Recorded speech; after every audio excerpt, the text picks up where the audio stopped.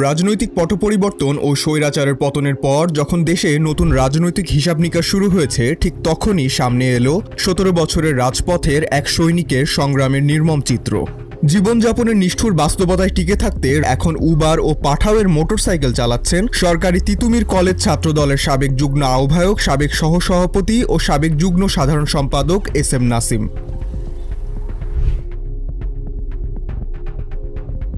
সাধারণ বাইকারদের মতোই হেলমেট হাতে যাত্রী খুঁজছিলেন সাবেক এই ছাত্রদল নেতা। ডাক শুনে থমকে যান তার সঙ্গে রাজনীতি করা ছোট ভাই ও সহযোদ্ধারা। রাজপথ কাঁপানো এক বড় ভাইয়ের এমন পরিস্থিতিতে মুহূর্তের মধ্যেই নেমে আসে স্তব্ধতা। সরকারি তিতুমির কলেজে অনার্সে যখন ভর্তি হওয়ার পরে ক্রমশই একটু ফ্যামিলির থেকেই শুরু হলো আর কি রাজনীতিটা। বা সরকারি তিতুমির কলেজে ফার্স্ট ইয়ার থেকে যখন জিএস আনা হচ্ছিল, নির্বাচিত জিএস তিতুমির কলেজে, তার মাধ্যম দিয়ে আমার রাজনীতি শুরু। এমন কোনো প্রোগ্রাম নেই, এমন কোনো জায়গা নেই যে আমার বাইক দিয়ে কোনো কিছু হয় না। এমন এমপি মন্ত্রীও আছে, নাম বলবো না, কিন্তু তারাও আমার গাড়িতে উঠছে। আমার এই গাড়ির ইতিহাস অনেক কিছু, যেটা আসলে বলে ভাষায় প্রকাশ করার মতো না, বলে শেষ করাও যাবে না। অথচ এখন এই আমাদের নতুন সরকার আসছে, আমাদের দলের ভারপ্রাপ্ত চেয়ারম্যান, এখন মাননীয় প্রধানমন্ত্রী, উনি আমাদেরকে দেখবে বলছে। এখন 7 মাস হয়ে যাচ্ছে গভর্নমেন্টের বয়স, কারণ আমার পারিবারিক আশেপাশে সামাজিকভাবে এই প্রতিবন্ধ হচ্ছি নিয়মিত। শৈশবে নিজ বাড়িতে বেগম খালেদা জিয়ার আগমন এবং তার বক্তব্য শুনেই উদ্বুদ্ধ হয়ে রাজনীতিতে পা বাড়িয়েছিলেন নাসিম। তবে বিএনপি ও ছাত্রদলের রাজনীতির সঙ্গে জড়িত থাকার কারণে দীর্ঘ স্বৈরাচারী শাসনামলে কোথাও মেলেনি চাকরি।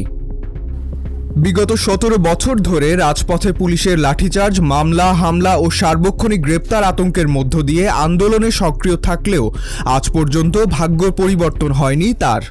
18 সালের 18 এই ইতিহাস তো বলতে পারবো না, যখন প্রতিটা অলিগলিতে আমলিগির লোক অস্ত্র নিয়ে সব দাঁড়িয়েছিল। প্রথমে তার রুট পারমিট দেয় ফার্মগেট আলরাজি হসপিটালের সামনে, দেখি দেশীয় অস্ত্র নিয়ে সব হাজির। ওখান থেকে এখন আমি হিসাব করলাম কি, এটা এই খামার বাড়ির এখান থেকে একটা লাইব্রেরি থেকে একটা খাতার কলম কিনলাম, সাথে আমার ব্যাগ ছিল। ব্যাগ থাকার পরে হচ্ছে যে জিজ্ঞেস করছে কোথায় যাবেন, আমি বললাম ভাই ক্রসিং করতে আসছি এই বলে। না হলে ওই দিন মনে করেন যে আমার ক্রসফায়ার কনফার্ম ছিল। পরে হুট করে আমাদের হোয়াটসঅ্যাপে গ্রুপ ছিল, গ্রুপের মাধ্যম দিয়ে জানলাম যে ম্যাডামের রুট পারমিট চেঞ্জ, ম্যাডাম যাবে মগবাজারে। হুট করে আমি চলে গেলাম মগবাজার, সিলেবিলে আমার ছোটো ভাইরা চলে গেল মগবাজার ফ্লাইওভারের নিচে।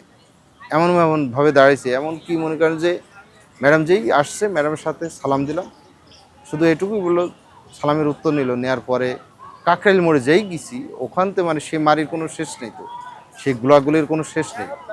এমন ইতিহাস হয়ে আছে। আমি তখন আমার আপার বাসায় থাকতাম, প্রোগ্রামের জন্য রাত 3টের সময় নেতা যাবে বাইরে, দেশের বাইরে, আপার বাসাতে না বলে আমি দরজা খুলে চুপ করে সেই এয়ারপোর্টে রাত 3টের সময় গেছে। এমন রিক্সের প্রোগ্রামও করছে।